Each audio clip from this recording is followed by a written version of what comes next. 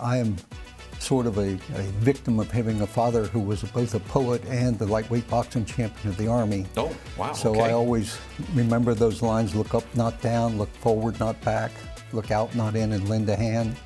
The looking forward part is what's important, especially at my age. If your trajectory is not up, you need to be, trying to get something done.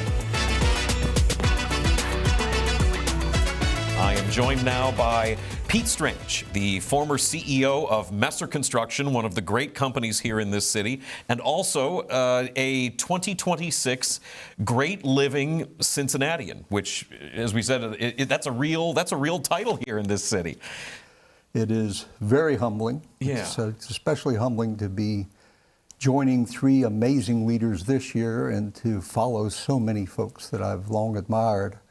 I especially, other than the shock of the announcement when they told me about this, it was the call I got the next day from my good friend Charlie Meacham, and a former winner who was very deserving, who called just to remind me of the stress of staying alive between the announcement and the dinner, that they would rescind it because it's a living award. Yeah, you wouldn't want to disappoint everybody by not being able to show up for the award.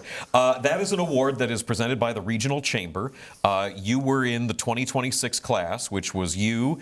It was Jeff Weiler of the Weiler Automotive family, a woman by the name of Francie Hiltz, known for her philanthropy all throughout the area, and Dr. Karen Bankston, who I think made a name for herself in healthcare administration. Were these people, I think Jeff Weiler, it seems maybe a little more obvious that maybe you would have known before, but were these other folks people that you had interacted with over the years? Absolutely. Yeah. And especially Francie and Karen. Yeah. So Karen led the hospital, the rehab part of the hospital and part of her career, and we had, being in construction, some folks who had great benefit from that. Yeah. And Francie has just been everywhere. Yeah. And the work that she and Tom have done, not just in Cincinnati, but across this world. It was a real shame that she was not able to attend the dinner because of some short-term health problems. Oh, that's a shame.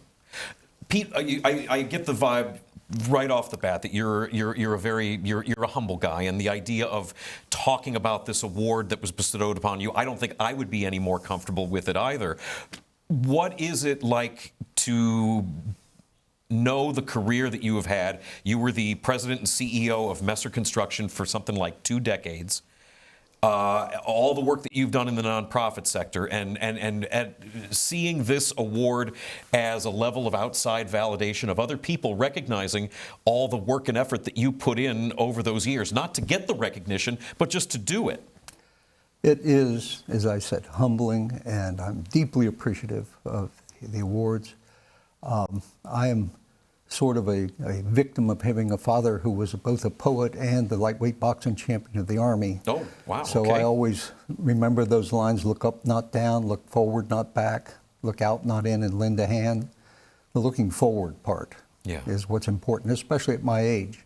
If your trajectory is not up, you need to be, trying to get something done. Yeah, keep a hand on the stick and keep pulling up. Let's talk about you mentioned your childhood and growing up.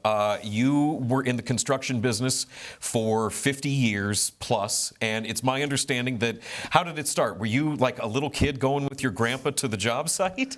Yes, I was fortunate to be born the oldest grandson in a little family construction company in Kentucky, run off the card table in Grandpa's living room. The day after my 6th birthday, he put me in the pickup truck and took me to a house they were building. Up onto the roof, tied a rope around my waist and a rope around the chimney, and I carried nails and shingles to my uncle's putting on the roof. Safety first. Well, proving I wasn't the shiniest leaf on the family tree, it took me till I was about 18 to realize if the rope was long enough to reach the entire ridge of the house, it never would have kept me from hitting the ground. Like a lot of things with Grandpa, the rope was for confidence, not for comfort. But for me, that first day, I started a life of adventures. I loved the sounds, the smells, the sights of construction, but most of all, I loved construction workers. I learned that intelligence and opportunity are 2 different things. Mm-hmm. And there's nothing wrong with being self-sufficient and independent. And it's serving those great people Yeah. It is the foundation of whatever success I've found. Yeah, that was a really formative thing, and I know what you mean about that sort of sense memory with I mean, everybody knows the smell of a hardware store, right? That's something that just gets into your sassafras roots in a new excavation. Absolutely. Something new was starting. So you knew right from then that that's the world that you wanted to live in. Well, I didn't choose construction; it chose me. But it was a glorious building, growing up, because I had adventures every day. And I would have been perfectly happy, except I had one of those mothers. She was the only person on either side of my family that had a college degree before me. Okay. And I was more afraid of her than I was of calculus.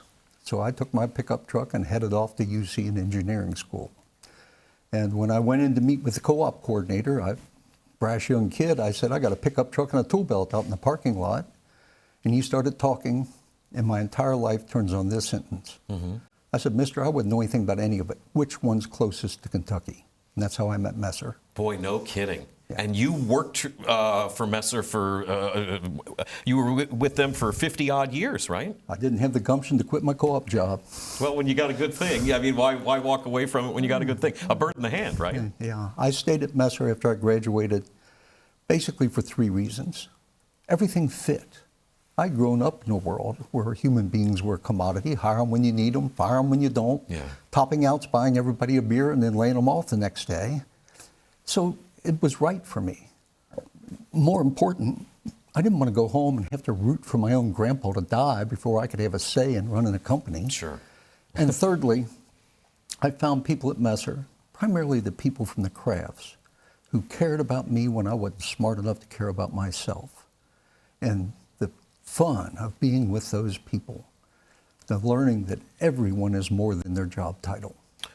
What does that mean, that bit about they cared about you when you didn't have the smarts to care about yourself? Is there specific memories you have of that notion? I guess because of the way I grew up. They used to have a game they called Our Boy Can Whip Your Boy, which usually involved me getting beat up twice, once by some hod carrier's kid and once by Uncle Jim who bet on me. But boy fights. I was what you might call brash. Okay. And I relished the reality of construction, this commodity thing. I threatened to quit every day because I had my complete freedom because you didn't have to be loyal to people who would lay you off. Yeah. And so the wonderful people, and I can name so many, who would take me aside and say, you know what, if you keep your damn mouth shut for just one day, things might go better around here. And they were generally, project managers or carpenter foremen or people I'd grown up with. So how much of experiences like that, lessons you're learning from your colleagues, your peers, your immediate bosses, all that stuff, as time goes on, you become the president and CEO of the company. How much do memories like that influence your leadership and your leadership philosophy? I think 100%. Number one, I only learned 2 things in 5 years of engineering school. I learned not to panic in the face of complexity, which serves very well, and I learned to respect data. So many decisions are made like, I feel we ought to do this, instead of finding out what's going to be the implications. Most of my success can be attributed to one conversation. It's a conversation that happened after I left the room. I had lots of ideas. I'd gather groups of people, whether it was craft workers or senior management, and I'd tell them my idea and how great it would be if we implemented the idea and what they'd have to do to get it done, really pitch how they'd benefit. And when I left the room, somebody in the room would say, Strange ain't as smart as he thinks he is. He has no idea what he's asking us to do, and he certainly doesn't know whether it'll benefit us, just him. And if somebody else in the room said, yeah, but he cared enough and come and tell us himself, why don't we try to make it work? Oh, wow. What I learned was that information is not engagement, communication is not engagement, only engagement is engagement. Yeah, and I've looked up a little bit about you, and this is certainly not the first interview that you've done about your career and your life and this sort of overarching philosophy that I know you've talked about a lot of the sense of connection and social obligation to one another, and the idea that I think that would maybe surprise a lot of people that that's coming from a guy that came up working in the trades, traditionally considered blue-collar stuff, where I think the stereotype and the assumption is that there's not a lot of time to think about philosophical things like that. And, then being a businessman running a company where I think the assumption and the stereotype is that there's so much emphasis just put on the bottom line. But you're saying that there's value in making those connections because that all feeds into everything. It came down to it turned out that we wanted. When the last son of the founder of Messer died, the company was owned by a trust for the benefit of 14 grandchildren. Only one of them even had a job in the company. And so something was going to happen. And us young people, there was sort of a gap in the demographics of the company because of the cycles of growth and getting smaller. That something could have been sale to an outside company. It could have been selling the assets. It could have been us going and getting different jobs. I didn't come to the idea of employee ownership naturally. Yeah, this was a big deal in the company. I just want to set this up for folks. Under your leadership of Messer Construction, it went from being the company that you just described to the benefit of, a dozen grandchildren to being an employee-owned company. You did an ESOP. That's a huge change. It was a big change. And what happened before we got to that change was that a small group of us sat down and had a conversation about why would we do this? Yeah. We've got good jobs. We can go get other good jobs. The answers for us were around information to allow us to make informed decisions about our own future. In the family-owned company, there seemed to be an honest fear that we'd find out the plan and defeat it. And so we wanted that information. We wanted to be able to complete the equation. We knew what we brought to the table in terms of preparation and energy and emotion. We couldn't see how that connected directly to advancement and compensation. Yeah. And most of all, we wanted equity. And this was sort of an attitude that I got from my old man. He used to say that working is the worst thing you ever do in your life. Boss going to give you money. He can replace that money 10,000 different ways. You're going to give the boss time. He wastes your time. There's not a court in the land for you to go and sue and get the time back. Right. The equity we wanted was to make sure that accidents of timing, accidents of birth, accidents of location didn't defeat all of the effort and preparation that employees put in. We wanted a place where any point of entry could support any aspiration. It's interesting because I make fun of accountants a lot. I'm an engineer. Accounting is not math. Math is finite element analysis and Lorentz transformations. Yeah, I've said that just this morning. Accounting is arithmetic. Yeah. And this notion of, how you look at the future and do the arithmetic around growth, it led us to defining the fundamental purpose of the enterprise as not being construction. That's a path to the purpose. It's a wonderful thing. It's all I've ever done. The fundamental purpose of the enterprise is to allow caring, committed, prepared human beings to make the trade that matters most in life, to trade what's inside themselves for value. Value for themselves, their families, their community, their company, and their profession. Staying focused on that breaks you free of tinkering with the past in your planning. And so then once this big change was made and Messer becomes an employee-owned company, that was a period of tremendous growth for the company, right? It went from being a couple hundred employees in one office to multiple offices in multiple states, if I'm not mistaken. Over 35 years, so that's not exactly, It wasn't an immediate turnaround. A lightning bolt. And that's one of the things that we focused on. If the purpose is to grow people, then capacity defines your size, not opportunity. And one of the data points is back when we finished the project at Lawrenceburg, the casino. Yeah. That year, our revenue grew by $100 million. We set a goal to reduce it the following year. because we didn't want to get revenue ahead of capacity. So over time, it will be what you grow internally that will define whether you're sustainable or not. Boy, yeah, managed growth is such a difficult thing, because every little kid wants to go from being 6 years old to being 15, know how to ride a bike. Everybody that owns a business and who's making X amount of money a month really wants to make this much more money a month. Being able to have the wherewithal to have managed growth it's almost like fighting against human nature.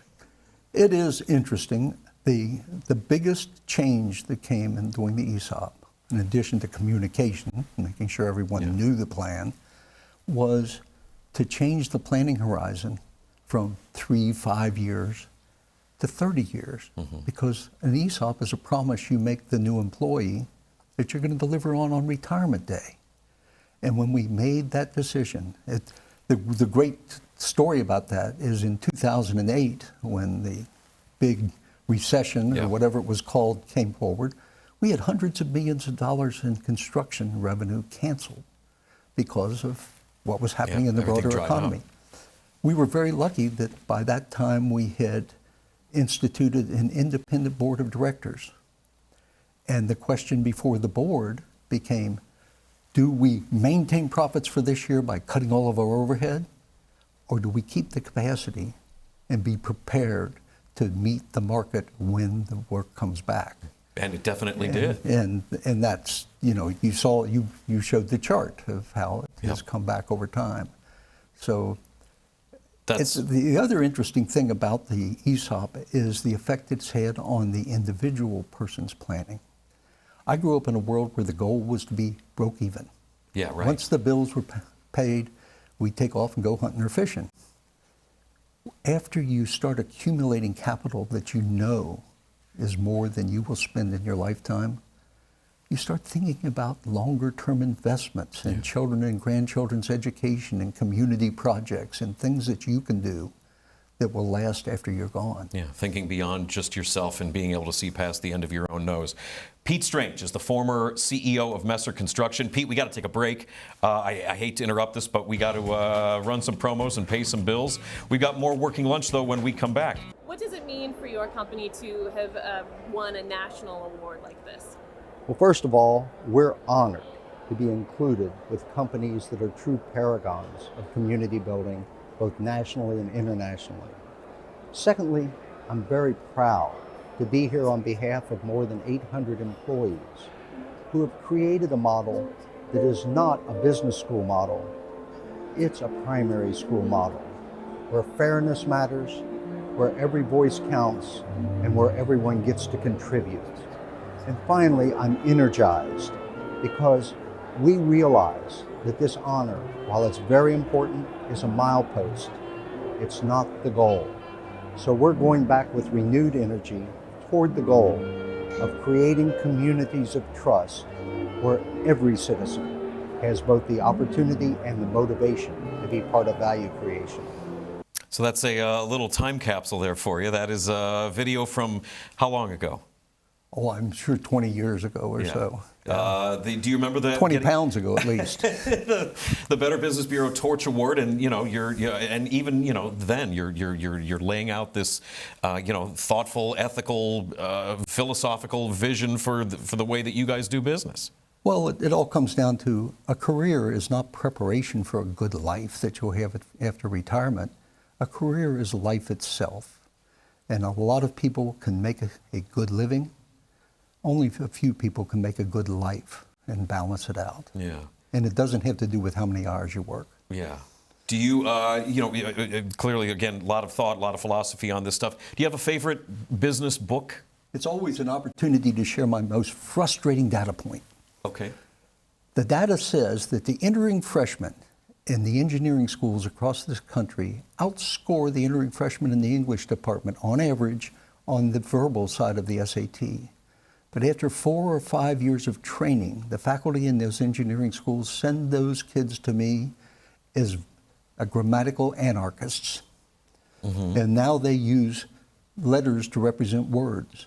My favorite book is Elements of Style. Oh, sure. Yeah. If you cannot convey your ideas in a way that the people in the receiving end can act upon them, then you're just blowing smoke. Well, and you know, we talked about before when we were discussing Messer Construction becoming that employee-owned company, being able to communicate the long-term plans, honesty with employees. That's all communication. Yeah. My 3 great learnings are that good ideas don't come from job titles. Good ideas come from human beings who understand the goals, understand how they can contribute to the goals, and think it's okay to have a good idea even if it disagrees with the boss. That caring is not a product of authority. That people at every level of the enterprise are living and dying with what's going on around them. One of my favorite stories is we worked for 2 decades to get into a major hospital. Mm-hmm. About 2 months into the project, the VP of facilities called me and started the conversation by saying, "I'm frustrated with your company." Mm-hmm. I fearfully asked, "What's wrong?" He said, "There's been a pothole in the public street in front of our main entrance for 3 weeks. And my boss has been getting madder and madder because I can't get the city to do anything about it. He came in today and there was a pickup truck backed up to the pothole and a guy tamping coal patch into it. He rolled down his window and said, 'It's about time the city did something.' And the guy said, 'No,' he said, 'I'm just a labor foreman for Messer. I thought you wouldn't want a pothole in front of your thing.' He said, 'I'm frustrated because I can't get rid of you now even if I want to. My boss is in love with your workers.'" What a tough problem to have. That trumps everything I ever did in a presentation. That sort of, caring act by an employee. And my final great learning is that all of the advantages we have in the marketplace can be boiled down to one word. The word is trust. Mm-hmm. Trust is to human performance what water is to human health. You get a lot of it every day, you might thrive. You're deprived of it, I really don't much care how smart your business plan looks on paper. Yeah, and there are times when it seems like that is maybe we're in more of a drought phase sometimes than other times. We talked about your time as the CEO of Messer Construction, but also one of the other things that I definitely want to make sure we get into here on the show is all of your nonprofit work. I've got stats from you about being involved in some 40 nonprofit boards. Pete, I know you've got a family, you've had kids. Where do you, between being the CEO of a construction company and then serving on all these boards and having a family, how are you budgeting your time? Well, as Grandpa always said, you get 3 8-hour work days every 24 hours if you don't screw it up by eating and sleeping. Yeah. My adventure in community service actually started about 50 years ago with a call from a wonderful lady, a nun by the name of Sister Jean Patrice Harrington. Mm-hmm. She started the call by saying, "Young man, I need an hour of your time." I'd never talked to a nun before. This is just a cold call. A cold call, yeah. How she got my number, I don't know. But I grew up with 2 Baptist ministers in my family. I wasn't talking to nuns. It took me a while to realize if a nun says the words, "I need an hour of your time," she means an hour a day forever. Oh. But what I discovered, and what has meant so much to Messer, is there is no shorter path to personal leadership growth than joining with a diverse group of people to really attack important goals and find ways to make a difference. Yeah, and strength through it has become diversity. Part of, the opportunity for growth and for connections and for understanding the community better. One of the sort of bylines that we live by, it would be impossible to be a high-end builder in a community where people don't want to invest. And one of the realities when I talk about this math versus arithmetic, the reality of our future, especially in construction, is not about sociology. It is about the arithmetic. The people we're going to hire in the next 20 years are already here. They're already in the schools. Can't have a meeting and redefine what the talent pool looks like. Mm-hmm.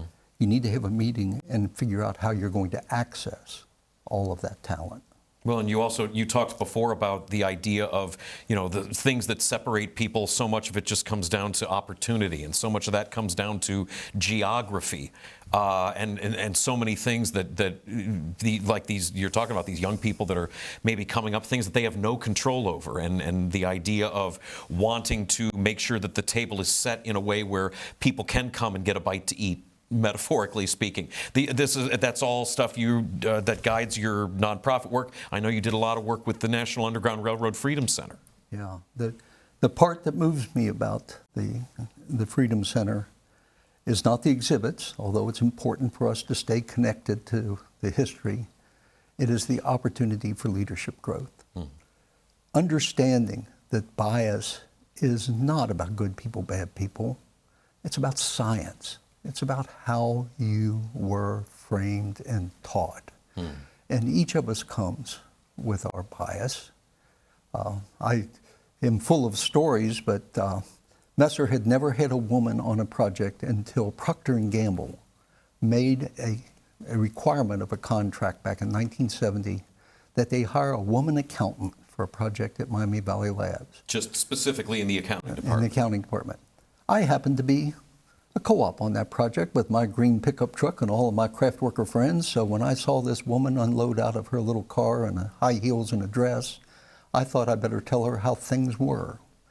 That first day I told her there are two groups of people in construction. There are builders, that's men like me, who create value. And there's a group of people we call bean counters. A girl might get to be a bean counter, but she's never going to be a builder. We didn't get along very well, Yeah, I but can't proving imagine. that lady was a very strong person, she was still with the company when I had the meeting with the accountant about whether employees with no capital could buy a big company. Yeah. It was on a Sunday morning. He had a lot of ideas and insights and didn't understand a thing about the volatile transactional world we lived in. He went off the tailgate at the Bengals game, and I went downstairs and found the payphone and called Kathy on the telephone. I said, Kathy, this is Pete. What do you want?